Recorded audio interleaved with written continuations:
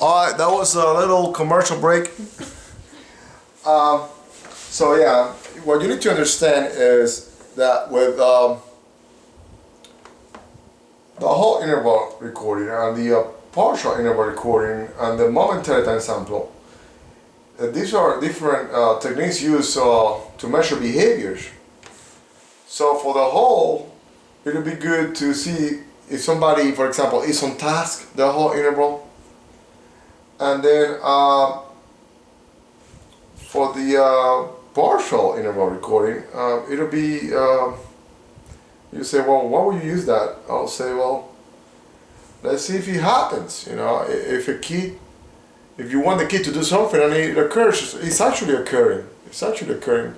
You say, well, the kid doesn't make eye contact. Let's see if he makes eye contact. Well, let's record it. And then you're recording him for 1 whole minute, and then within 10 seconds he looks at you. Now he's looking at you. He's not looking the whole time, but the behavior occurs. So you're collecting those kind of data. On the other one, you're on the lookout if the behavior doesn't occur. Let's see if he stops working on something. For momentary? For the whole interval. Okay, for all. Oh, that one would be used to see if it stops? See if the behavior stops happening. Okay. All right. Somebody who's running, and then you want to see if the person's running the whole time. It'll be good. Because if it stops running, they say, okay, here we go. He stopped running. Okay. Even though he was running for, let's say the interval is 1 minute. Let's say he was running for 50 seconds, and then 10 seconds he stopped. It doesn't count as running to the whole interval. Although he was running for 50 seconds already. But they want to measure if you complete the whole interval running, not just part of it. Okay. That's why the one is whole, like the whole interval, and the other one is partial, meaning partially did it during the interval. And the momentary time sampling is a moment in that time. Before it ends. Before it ends, a moment at the end. So that was one of, for me, the most kind of difficult to explain, but after we reviewed it word by word again, we were able to come to that conclusion. Let's go through the competency assessment for the RBT. Let's go one by one. So continuous measurement. Now, check this out, because you're gonna go to the competency assessment and says, well, wait a minute, this continuous measurement then mention partial and whole interval. And then I say, wow, look at that. Because based on the definition of the book, we thought it was continuous. We thought it was continuous measurement, but based on this, it's not. It's discontinuous measurement. So we have to redefine that. And then I will say why. Because they say the undivided attention. And then I will say continuous measurement, frequency. Okay, now let's go ahead and do something. The board says this continuous measurement includes partial and whole interval momentary sampling. The book says that you have to give undivided attention during the interval. So my own interpretation of this discrepancy here is that they consider continuous measurement by not breaking it down into intervals. There is no intervals in continuous measurement. And in this continuous measurement, there are intervals. Okay. So they are breaking it down into sub-times. So 4 hours of observation will be continuous measurement, frequency, duration, all that. And this continuum will be breaking it down to intervals. Okay. That's why I was confused to begin with. Because partial and whole interval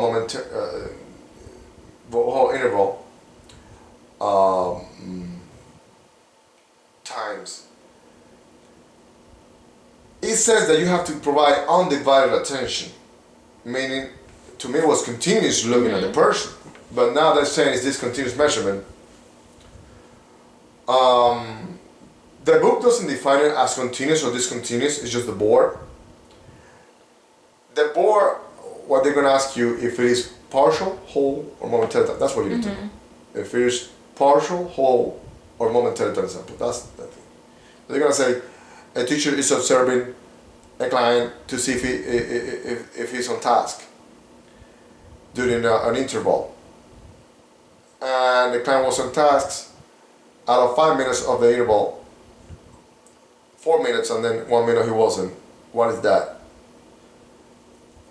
Well, it depends on how you measure it. If it's look as no he wasn't, that's whole. If it's as yes he was, that's partial. If they're looking at the end of it, like in the last minute or the last 10 seconds of it, then is momentary time sample. Now with continuous measurement you have dimensions of behavior, frequency, which is a synonym for rate, which is the count over a period of time. Then you have the count, which is just tallying it. Then you have duration, which is the time the behavior occurs, the duration of the behavior.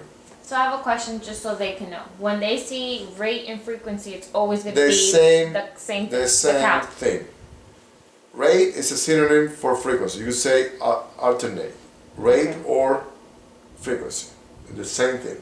Now count is not the same as frequency or rate because rate and frequency involve time. Okay. And count doesn't involve time. Okay. Duration is how long the behavior happens. Frequency is how many times it happens during a period of time.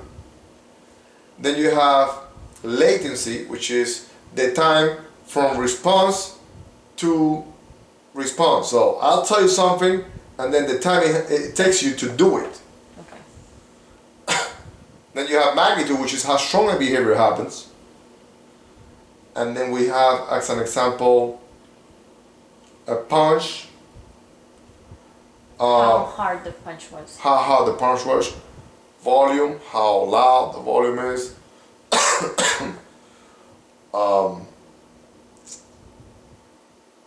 Strength of the behavior, the potency of the behavior. And then what we're missing, frequency, duration, latency, and magnitude. That's it. Then we have permanent product recording. Permanent product is when you record the product of the behavior. So you tell somebody, okay, I need you to fix that shelf, pull the books in order, and then you leave. And then when you come back, the books are organized. He or she did the behavior.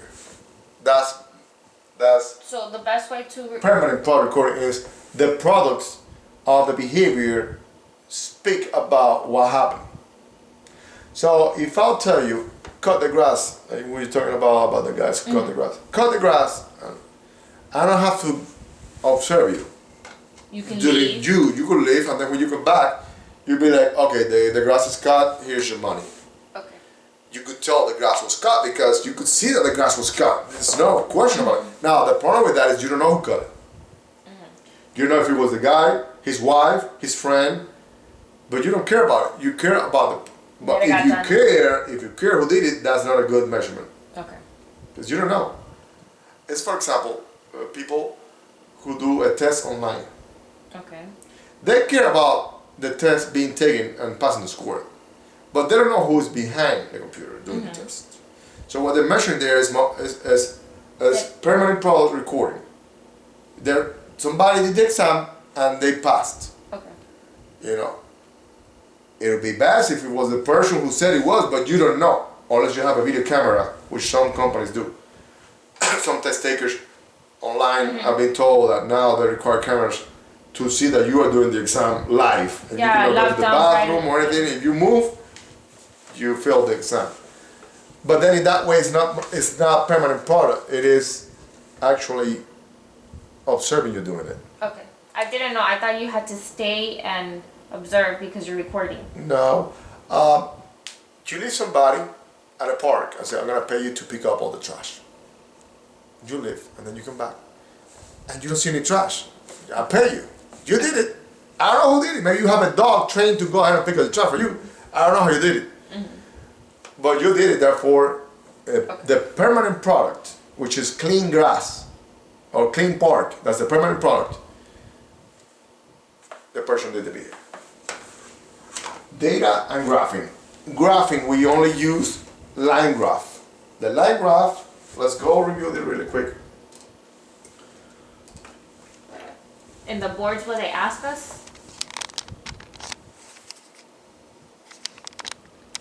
Yeah, they're gonna say what part of the graph is missing. You got the line graph right here. This is known as the x-axis. The x-axis. And this is the y-axis. On the y-axis, you're gonna put the dimension of the behavior that you're measuring. And on the x, it's gonna be the time.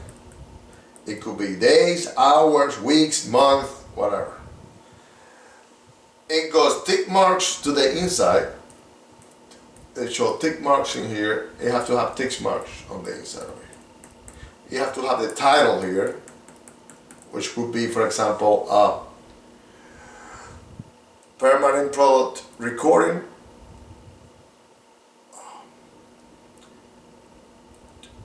trash picked up by community worker. That will be the title. And then you're gonna have here the duration, how long it took the person to do it. It could be duration. And then it could be per day. would that be kind of considered frequency? No, because you're only measuring how long it took the person to pick the trash. No, the bottom. No? Like how many times? No? No, it could be day 1, day 2, day 3, or week 1, week 2, week 3. Okay. Now, let's go ahead and change the permanent product name, because we're gonna be recording now duration, okay? And let's use it to more like treatment with children. Let's do completion of homework. The title will be completion of homework. Here would be duration, and duration would be in minutes. Duration in minutes, and it would be days. Or days. Okay, so day 1 would be what? 6/22/2019. Alright, and then we got 5 minutes, 10 minutes, 15 minutes, 20, 25, all the way to 45 minutes. So person have to complete the homework within 45 minutes or less. So you want the person to complete what they're looking for here should be, the main goal would be to reduce the time that it takes the kid to do the homework, right? So here would be 45 minutes, and then will be 5 minutes. So you want to reduce it. So the baseline, you're collecting data, you're not treating anything, you're just collecting data. How long it takes, client, let's say client M. Okay. How long it takes client M to complete the homework. You collect data for 3 days, baseline data for 3 days. It's taking him on average 40 minutes. First day, 42 and 45 minutes. This is your baseline here. Then you put the phase line. This is the baseline. And then you have the phase line that divides the baseline from the treatment, and then you have the treatment phase. Now when you have the treatment phase, you can not only collect data, but you are now also implementing the treatment. Hey, client M, if you complete your homework in 30 minutes, let's say in 40 minutes, you're gonna go to the park with me. Well, you do a preference. Let's go talk about a preference assessment. A preference assessment is finding out what the person is attracted to. Maybe he wants that day to play more time video games, or he wants to go to the park, he wants to go to the mall, he wants to eat something. It depends of the preference assessment that you use. So it's allowed the individual to choose what they want, and then you have multiple choices. As you want a phone or you want crackers? Crackers. Do you want this type of cracker or this type of cracker? That type of cracker. Do you want crackers or do you want to go to the mall? Oh, I want to go to crackers. Okay, you want to go to the mall? What kind of mall? Dayland mall, solid mall, you know. And then you go and it's specific to what the person wants to work for. Okay. Once you know that, you're gonna tell the guy, all right, let's finish that. I'm gonna time you, and then you're gonna time yourself, and then if you complete within 40 minutes, I'm gonna take you to the mall that you select. Okay. And see if that works. If that doesn't work, then you have to probably see what's wrong with it. Probably the guy doesn't have studying skills. He doesn't know how to read properly, how to know how to, if he gets stuck with the question, how to go to the next one. He doesn't know, he's not taking notes at school. So there are many things but you're treating the behavior, which is productivity, which is being able to do the homework really fast instead of taking 45 minutes with it. So let's say after treating, he reduced a little bit to 41, then went to 40, then went to 41, then 42 again, then went to 37. So this is telling me that the treatment is having some kind of effect in the direction of where you want it. Because the homework It's starts going it's going to the desired goal, which is 5 minutes right here. But that's how you measure it. You don't measure it on a histogram. You don't measure it on a pie chart. You don't do any of that. You measure it on a line graph that have a baseline, that have a treatment, a baseline phase, a treatment phase. It has the title, it has the dimensions, it has the time. And it has a caption here, figure 1. The caption will say figure 1, duration of how long it takes to complete the homework for client over a 4-hour period or per session or per day. So these are components of the graph. It could be for duration, it could be for frequency, it could be for any dimensions of the behavior. Data and graphing. Now, data, let me tell you on that. Data is a plural word. So you're going to say data is. Data are supposed to be collected immediately. You cannot rely on memory because it's not going to be accurate. So if you're timing the person, you have to collect and record the data somewhere immediately, because then you forget about it. There you If you haven't recorded it, you forget about it. Now, RBTs are required to enter data and update graphs. So when I have RBTs, well, that's the analyst's job. No. The analyst is going to create the graph, but you're supposed to enter data to the graph, and you're supposed to update the graph. Yeah, because if not, you won't know how the child is improving. Well, yeah, because I mean, you have to do some kind of work, right? Now, let's move on to the assessment.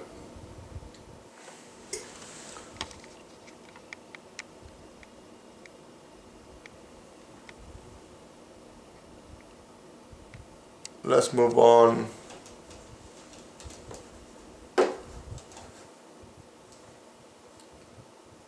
Okay. Let's move on to the assessment. Is it there? All right, so preference assessment, we talk about it. Why do we conduct a preference assessment? To see what they're attracted to. Right, because you don't know what they prefer. What they prefer for that particular session. You're assuming that they want M&Ms. Maybe they have food, they don't want M&Ms. So you're working with M&Ms and the kid's not working well because he's satiated on food. Maybe he wants water. Maybe he wants a break. Maybe he wants to go lay on the floor or on the couch. Well, like making work for escape. You do this, you lay on the couch for like 2 or 3 minutes. Then you come back, you work. Maybe, you gotta work with what the person is attracted to, not what you think it is. Functional assessment. Now, the RBT need to assist with functional assessment procedures. Now, RBTs, it's not their job to do a functional assessment. Functional assessment, you have to have different conditions. You have to have the attention condition, the escape condition, the tangible condition, and the sensory condition. How do you do that? Let's find out if a behavior is maintained by attention. you remove the attention from the client. And if the client doesn't care about it, it's not maintained by attention. That's the attention condition is discard. The next one would be the tangible condition, where you have the tangible with you, and you see if the client goes to you to get the tangible. So you're saying that the four that you mentioned, that's what you're going to use for the functional assessment. But that's not your job as an RBT. You could assist during it. For example, if you're removing the attention, you could go over there and not pay attention to the kid either. So you could participate during the functional assessment. But what I'm trying to explain is the functional assessment itself, with is finding out the function or functions of a behavior, which are four. It could be one, it could be more than one, or it has to be one, because otherwise the behavior has to have a function to be behavior. So if it doesn't have a function, it's not behavior. The behavior, remember, the behavior is anything that living organisms do in relationship to their environment, and it serves a purpose and a function. It has to have a function to it, or it doesn't happen just because. Alright, so the attention, you remove the attention if the person is continuing the behavior and try to seek your attention. You said that there's a component of attention to it. If the person, if nobody's looking at the person and the person is doing the behavior, then it's not attention. then it's not attention. Alright. For example, I have a case where the kid was eloping to go to a certain place. And I thought that he would do it so that people will follow him. Hey, come back and all that. I said, nobody follows him. They didn't go there to see if he seeks the attention. Well, he stayed there looking at his environment, exploring, never looking at us. So it wasn't an attention. We waited there for like 15 minutes. He never made eye contact. He didn't care about us. He would only care about, looking around it, touching things, exploring the world. So tangibles? Tangibles, was it? Tangible. Sensory too. He was smelling things and looking at things. That's sensory too. So tangible and escape. Okay. He didn't want demand, so he ran away over there. So, now another thing is, on the escape condition, you put a lot of non-preferred demands, difficult tasks. If the person continues doing it and doesn't display the problem behavior or the behavior, it's not escape maintained. Now, if nobody is putting demands and the kid is, like, say, hitting himself, it's not escape. If nobody's placing demand on you and you're hitting yourself, why do you do that? Sensory? It could be sensory, or it could be attention to. Okay. Now, if nobody's in the room and he's hitting himself, and he knows that there's nobody present, then it could be sensory. Okay. And tangibles, if nobody's giving him tangibles, or he's not getting what he wants, it's not tangible. Sensory, maybe he probably has a headache or something. All right, let's go to continue. So you assist with the functional assessment, but you don't do that. No. Now, how can you assist? Well, collecting data, taking notes, assisting with data collection, entering data for the graphs, taking notes, assisting. Yeah. Alright, contingencies of reinforcement. Use contingencies of reinforcement, conditioning reinforcement, continuous intermediate schedules. On contingencies of reinforcement, they're talking about knowing how to reinforce the behavior. Remember that reinforcement is a behavior occurs. Let me go ahead and record me a little bit.